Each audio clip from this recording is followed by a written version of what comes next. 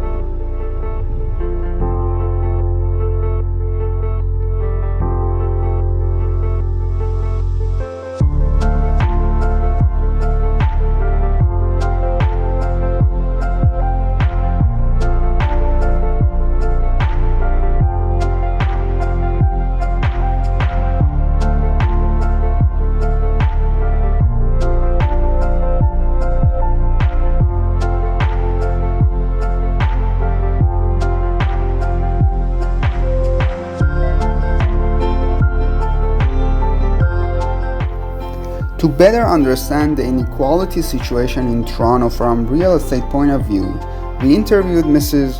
Maral Khalili, real estate agent and Sedentary 21 brokerage.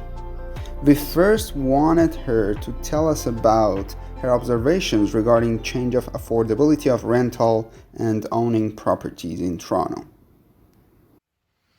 With the interest rates decreasing, we started to notice during the pandemic that a lot of people were moving to the outskirts of the city.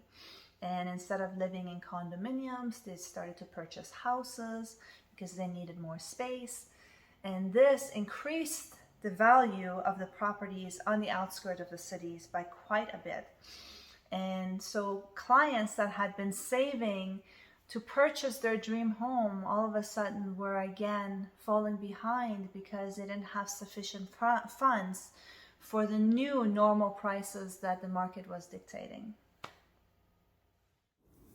Then we asked her if she observed any reduction in property purchase in Toronto by middle and low income class during the recent years. We've seen a steady growth in the Toronto real estate market with a very steady trajectory.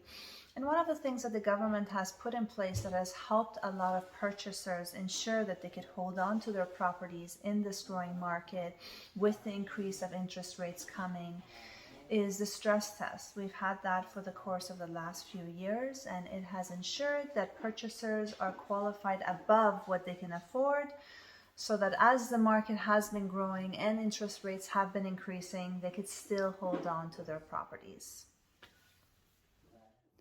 We also asked her if she thinks low income tenants face any discrimination in rental housing in Toronto. Dealing with clients with low incomes has certainly been a challenge. There's also the challenge of people that don't have great credit. And then there's also newcomers that are coming into the country that haven't built up a credit. And then there's also people from different races and colors that are not accepted by certain landlords. All these have been a common issue that I've been dealing with, especially when clients are looking to rent. I had a client of dark skin. He was rejected 3 times and finally decided to go stay in a shared accommodation until he could afford to purchase a property. I have had numerous clients with low credit but very good income be rejected so many times that we ended up going to a rental building. I have had so many cases of newcomers that have struggled to secure a place simply because they didn't have credit despite the high incomes that they bring in. Some of them hadn't started their jobs, but they had the job start date for, let's say, 2 months from now or a month from now, and landlords refused to accept them because they had not had work history. So these are all very common problems that we noticed and are constantly dealing with in the Toronto real estate market.